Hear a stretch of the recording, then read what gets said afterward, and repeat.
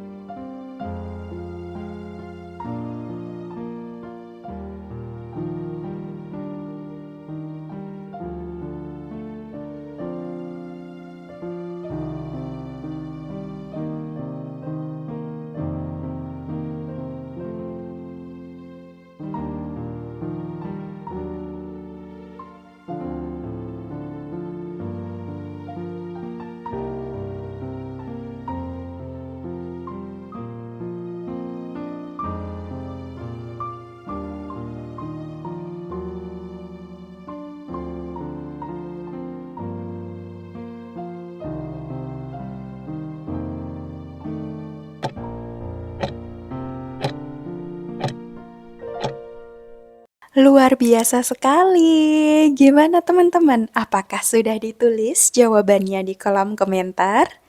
Kalau sudah, yuk kita mulai ya dari pembahasan soal kita yang pertama. Seorang TPD sedang melakukan pemeriksaan HIV dengan metode CLIA. TPD menggunakan perangkat arsitek dan melakukan persiapan alat serta reagensia.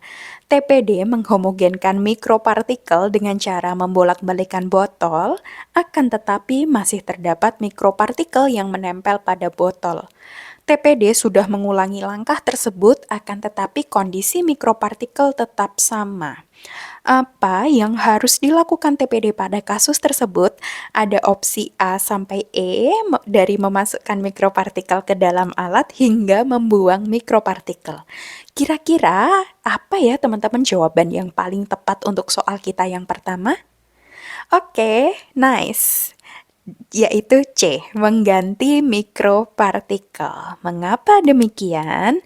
Oke, di sini teman-teman saya mengambil sumber dari Supatmi dan Purnamaningsih dengan judul buku Infeksi Menular Lewat Transfusi Darah. Di sini ada prosedur kerja berupa persiapkan alat arsitek untuk pemeriksaan HIV.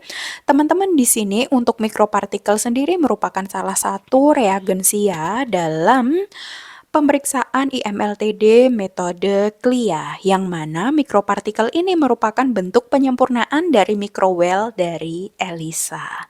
Mikropartikel ini terbuat dari bahan paramagnetik ya teman-teman, yang sudah dilapisi oleh antibodi atau antigen spesifik, sehingga apa nanti ketika mikropartikel ini bertemu dengan antigen atau antibodi yang sesuai, maka akan terbentuk kompleks imun atau kompleks antigen-antibodi yang harapannya ke depannya dapat dideteksi oleh alat. Oke, teman-teman, di sini ada keterangan. Ketika teman-teman akan menggunakan alat CLIA, teman-teman harus menghomogenkan mikropartikel ini terlebih dahulu dengan cara membolak-balikkan botol hingga mikropartikel larut sempurna. Tapi teman-teman, ketika teman-teman membolak-balikan botol, tapi ternyata masih terdapat mikropartikel yang tetap menempel pada botol, teman-teman harus mengulangi langkah membolak-balikan tersebut dan juga melihat apakah mikropartikel ini sudah semuanya larut ataukah memang masih tersisa mikropartikel yang tetap menempel pada botol. Pada kasus soal yang pertama ini, ternyata setelah diulang pun masih terdapat mikropartikel yang menempel pada botol. Sesuai keterangan di sini, kalau terdapat mikropartikel yang tidak dapat larut, maka sebaiknya mikropartikel ini tidak dapat digunakan. Karena apa teman-teman? Ketika mikropartikel ini tidak dapat larut dengan sempurna, maka kemampuannya untuk berikatan dengan antigen atau antibodi spesifik sehingga akan membentuk kompleks imun ini menjadi rendah. Mikropartikel ini bersifat sangat kuat ya teman-teman untuk mengikat kompleks antigen atau antibodi tertentu sehingga pada saat pencucian kompleks antigen dan juga antibodi ini tidak mudah terlepas. Gimana teman-teman? Semoga bisa dimengerti ya.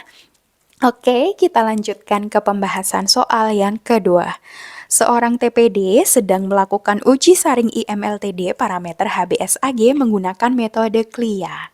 Hasil uji saring menunjukkan jika terdapat dua sampel dengan nilai S per CO masing-masing 1,64 dan 1,32. TPD mengulang pemeriksaan dan nilai S per CO dari pemeriksaan kedua yaitu 1,28 dan 1,30. Apa yang harus dilakukan TPD pada kasus tersebut? Dari opsi A sampai E, kira-kira apa ya jawabannya teman-teman? Oke, tepat sekali jawabannya adalah B, memisahkan darah. Sebelumnya, gimana ya cara interpretasi hasil pemeriksaan CLIA? Oke, teman-teman, hasil pemeriksaan CLIA ini Jika nilai S per CO kurang dari 0,9, maka bisa dikatakan hasil tersebut non-reaktif dan darah atau komponen darah dapat dikeluarkan.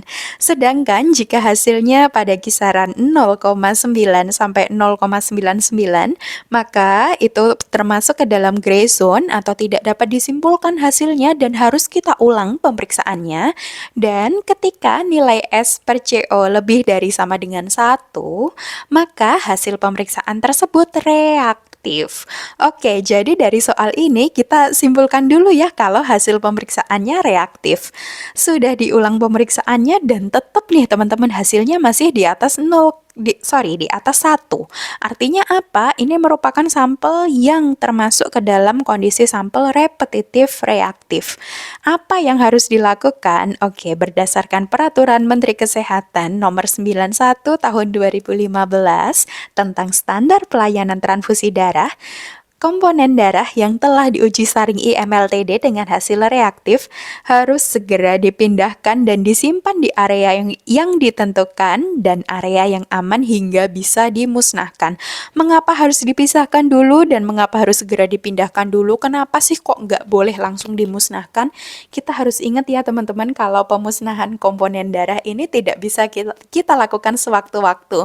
Karena biasanya setiap UTD ini sudah bekerja sama dengan pihak lain untuk pembuangan dan juga pemusnahan limbah. Jadi, untuk menunggu waktu pembuangan dan pemusnahan limbah itu biasanya di setiap UTD sudah mempunyai tempat tertentu ya teman-teman untuk menampung sampel-sampel yang reaktif hingga waktu pemusnahan tersebut bisa dilakukan. Oke, semoga bisa dimengerti ya teman-teman. Next, kita lanjutkan ke pembahasan soal yang ketiga. Seorang TPD melaksanakan uji saring IMLTD metode CLIA parameter HCV. Terdapat satu sampel dengan nilai S per CO 1,42. TPD mengulang pemeriksaan dan nilai S per CO 0,67. Apa yang harus dilakukan TPD pada kasus tersebut? Ada opsi A sampai E, kira-kira apa ya teman-teman jawaban yang paling tepat? Oke, jawaban yang paling tepat adalah E, mengeluarkan darah. Oke teman-teman, kita kembali lagi ya ke algoritma uji saring IMLTD metode serologi sesuai yang tertulis di Peraturan Menteri Kesehatan Nomor 91 Tahun 2015. Apabila hasilnya non-reaktif, maka kita diperkenankan untuk mengeluarkan komponen darah tersebut. Akan tetapi, jika hasilnya reaktif, di sini nilai S per CO-nya 1,42 ya teman-teman, jadi bisa dikatakan sampel ini reaktif. Nah, kalau reaktif, maka kita harus mengulang atau menduplo pemeriksaan tersebut, tentunya menggunakan sampel dan juga metode yang sama ya teman-teman. Nah, kemudian setelah diduplo, ternyata hasil nilai S per CO-nya 0,67 atau kurang dari 1.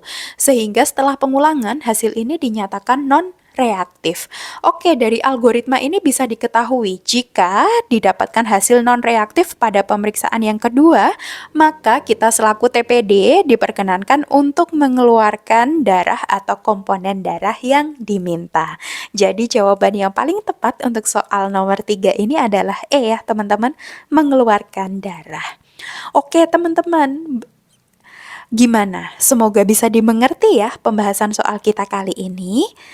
Oke, sampai jumpa lagi teman-teman. Sekali lagi saya ingatkan jangan lupa subscribe, like, comment, and share. See you again teman-teman.